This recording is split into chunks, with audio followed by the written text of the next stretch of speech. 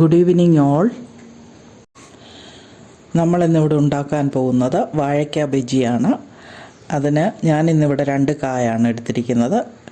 കൂടുതൽ ആവശ്യമുള്ളവർ അങ്ങനെ എടുത്ത് ചെയ്യാവുന്നതാണ്. ഇതിനായി ആവശ്യമുള്ള സാധനങ്ങൾ: കടലമാവ് 1 കപ്പ്, 1/4 കപ്പ് അരിപ്പൊടി, 1/4 ടീസ്പൂൺ മഞ്ഞൾപ്പൊടി, 1 ടീസ്പൂൺ മുളക് പൊടി, 1/4 ടീസ്പൂൺ കായം, 1/4 കപ്പ് വെള്ളം, 1 ടീസ്പൂൺ ഉപ്പ് ഇവ ചേർത്ത് മാവ് കലക്കി ബാറ്റർ ഉണ്ടാക്കാവുന്നതാണ്. ഇതിലേക്ക് മുക്കി വാഴയ്ക്ക ബജി ഉണ്ടാക്കിയെടുക്കാം.